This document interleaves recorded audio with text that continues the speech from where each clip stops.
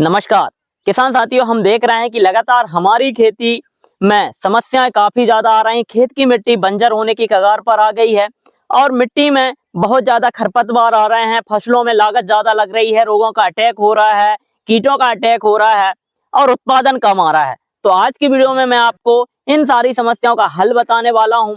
और किसान साथियों, यह वीडियो आपके लिए काफी ज्यादा इंपॉर्टेंट है, क्योंकि आज के वीडियो में मैं आपको खेत की मिट्टी की जो उर्वरक क्षमता है उसको कैसे 8 से 10 गुना तक बढ़ा सकते हैं, कौन कौन से कार्य हमें अभी के समय में अपनी खेत की मिट्टी में करना है जिससे कि हमारी फसल में लागत कम आए, मिट्टी की उर्वरक क्षमता बढ़े और प्राकृतिक खेती में हम सफल हो पाए। तो आप वीडियो में अंत तक बने रहें, वीडियो को पूरा देखें।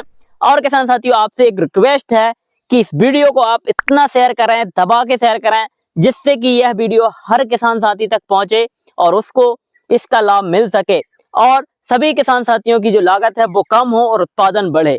तो किसान साथियों, आप चैनल पर नए हो और अभी तक आपने चैनल को सब्सक्राइब ना किया हो तो प्लीज चैनल को सब्सक्राइब कर लें, घंटी वाले आइकन को दबाएं, जिससे कि आने वाले वीडियो का नोटिफिकेशन आपको मिले और आप उसका लाभ ले सकें।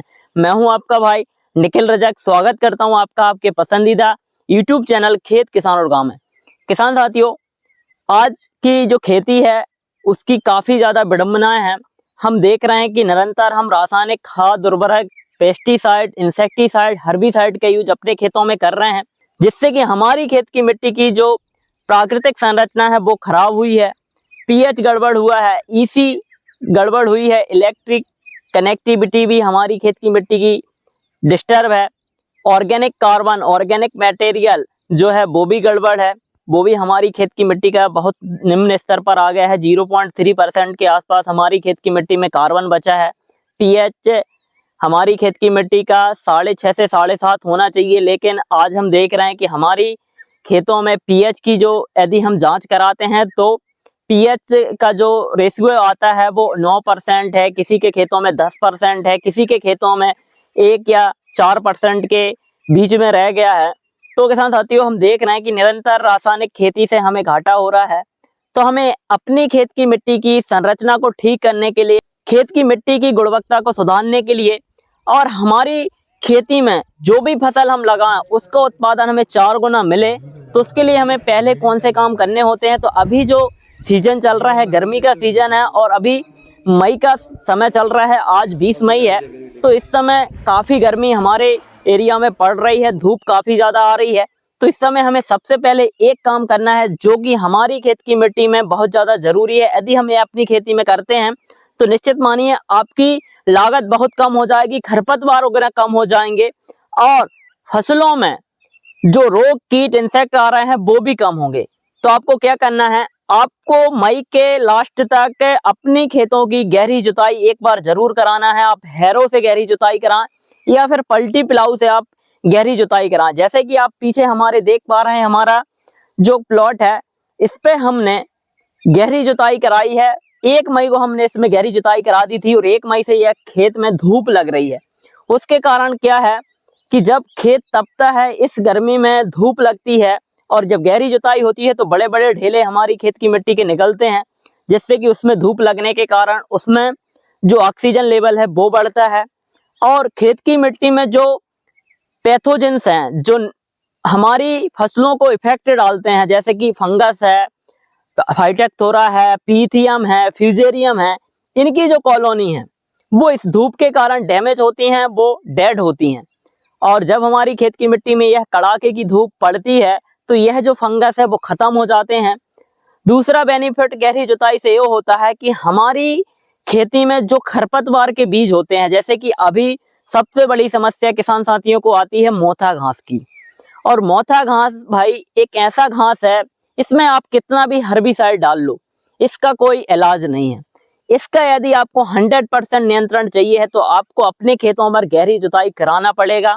यदि आपने गहरी जुताई नहीं कराई तो यह वापस से आपके खेत में उग जाएगा और यह धीरे धीरे आपके पूरे खेत में फैल जाएगा। फिर आप इसका तोड़ नहीं कर पाएंगे, इसका इलाज नहीं कर पाएंगे, क्योंकि इसकी जो जड़ें होती हैं वो जमीन में नीचे होती हैं, आधा 1 फीट नीचे होती हैं और गहरी जुताई कराने के कारण जो गांठें हैं मोथा घास की वो निकल आती हैं, क्योंकि गहरी जुताई कराते हैं इस तरीके के ढेले निकलते हैं। और आप देख सकते हैं कि जो खरपतवार के पौधे की जड़ें हैं, सीड हैं, यह धूप पड़ने के कारण इनका जो जर्मिनेशन है वो खत्म हो गया है। अब यह जर्मिनेट नहीं करेंगे, जो जड़ें हैं वो खत्म हो गई हैं, सूख जाएंगी और इन पर पानी पड़ेगा तो वो डिकम्पोज होने लगेंगी।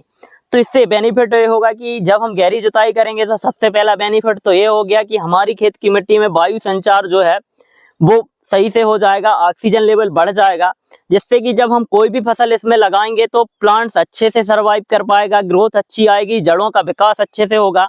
और हम जानते हैं कि जब पौधे में जड़ों का विकास सही तरीके से होता है तभी प्लांट्स में न्यूट्रिशन अपटेक अच्छे से हो पाता है और पौधा अच्छे से ग्रोथ कर उसमें फ्लावरिंग फ्रूटिंग अच्छी आती है। दूसरा बेनिफिट होगा कि हमारी खेत की मिट्टी में जो निगेटिव पैथोजेंस हैं जो कि हमारी फसलों को हानि पहुंचाते हैं, जैसे कि व्हाइट ग्रप्स के प्यूपिया हैं, इल्ली के प्यूपिया हैं, खेत की मिट्टी में फंगस ज़्यादा आता है तो जो निगेटिव फंगस हैं, फाइटेक्टोरा है, पीथियम है, फ्यूजेरियम है, ऐसे जो फंगस हैं उनकी इकोलॉजी है तो वो डैमेज होगी।